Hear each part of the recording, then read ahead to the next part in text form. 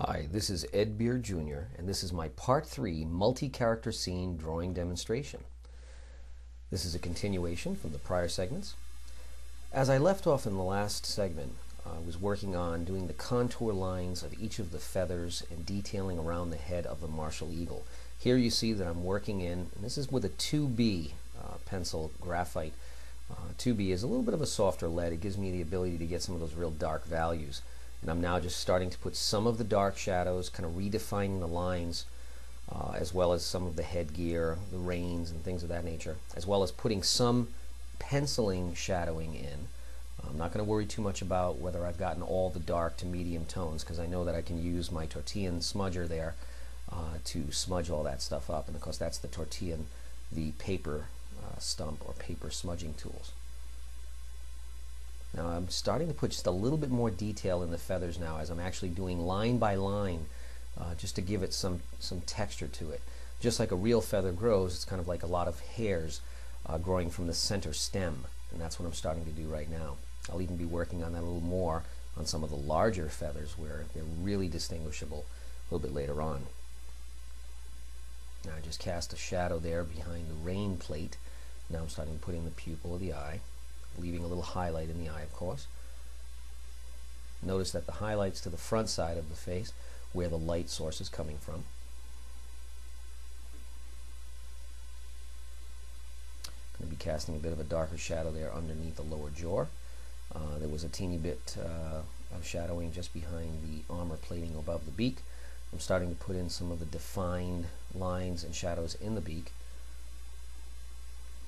One of the most important things about doing the differences between a feathered texture and something like a beak, where you have that hard bone or calcium or nail-like material, is to make sure that you have it appear to be somewhat reflective. So that goes back to our chrome and metal look.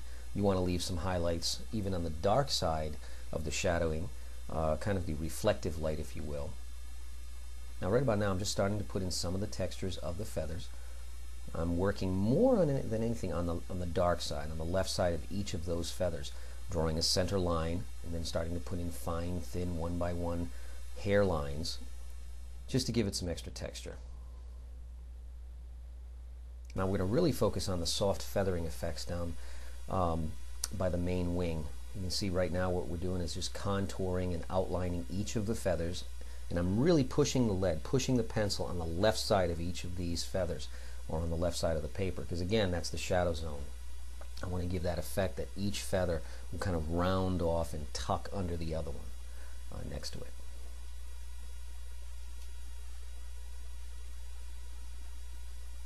Now I'm putting in, again, in these larger areas where you can really see the details of the feather. You want to put a lot of distinctive lines, and I'm focusing on only the left side for now. I'm going to go back in later on with an HB pencil, or even a 2H, in some of the more really larger feathers where I get a lot of fine detail that can be noticeable. The harder the lead, the easier it is to give yourself a nice crisp line, and you don't have to worry about any kind of smudging going on. Again, I'm using the 300 Strathmore series medium tooth paper, so you do get some decent graphite being pulled from that pencil. I'm not going to worry too much about those midtones right now. I'm really just trying to get the dark values and some of the fine lines. And the reason for that is because we're going to use that shading stump later on. Now we just jumped ahead a bit. I'm showing you now where I'm putting in a secondary shadow just to give the feeling that the feather, or the shoulder area of the feather, has just a lift to it, if you will. Give it some three-dimensionality.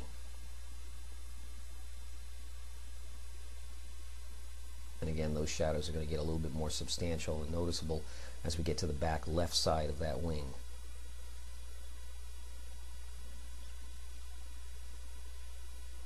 Now I'm going to go back in a few minutes with some fine HB or 2H pencil lines. And that was what just happened. I just switched my pencil, and I'm now working with the HB.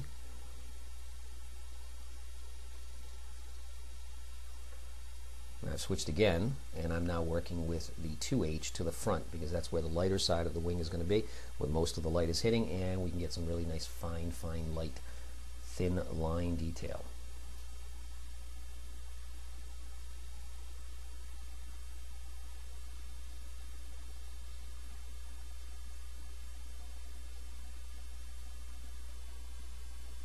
Now what I just did there a few seconds ago is I just basically shadowed over the entire area, just lightly, just giving in one direction, just to give it a full additional mist of shadow, a little extra lead on there.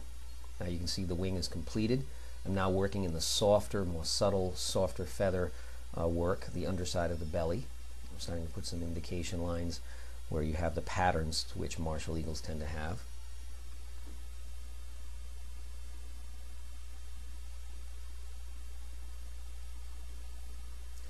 There's a saddle waist belt that is being put in there now for the rider to actually be, for the saddle to be mounted on the back of the bird.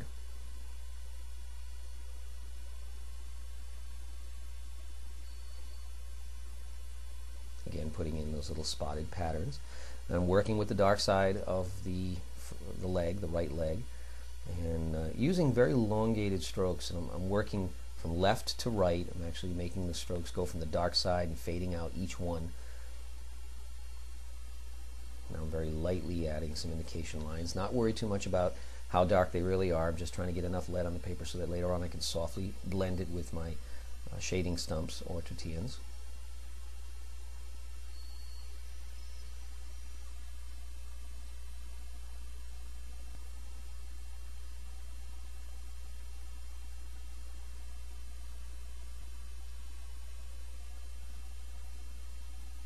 Again, we're indicating some of those pattern spots. Notice I put a little extra shadowing in there right on the underside of that leg. All right, now we're moving on to the very, very light, fluffy kind of feather draping over the talons. Now I'm going to be defining the talons. Again, we're trying to get that impression that's a little bit shiny, so we're going to leave a teeny bit of space in there, and we're going to shadow with a kind of a more graphic contour, a little harder shadow on the actual nail itself to give it that reflective surface look. And I'm redefining the line. See, I've left a little teeny bit of highlight underneath there on the reflective bottom side of the talon, and then the traditional highlight right on the top where the light would be. And notice when I'm shadowing, I'm also following the contour line that's already there. If it's a rounded surface, I'm trying to make sure that my shadowing line, in the case, especially where I'm working on the talons, actually goes around the individual claws themselves. I'm actually following the shape to give it that round, cylindrical look.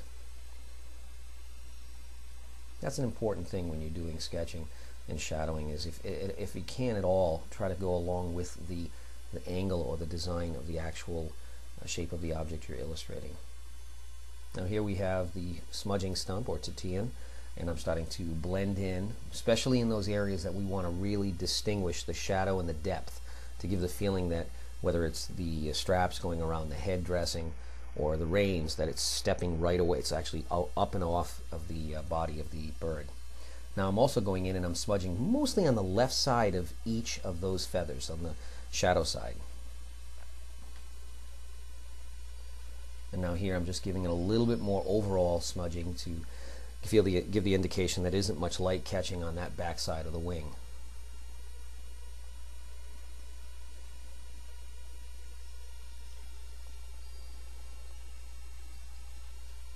And I'm working in the chest area. And there you have it. To view the continuation of this drawing, please go to video part 4, multi-character scene drawing demonstration. We'll cover crystals, stones, and more.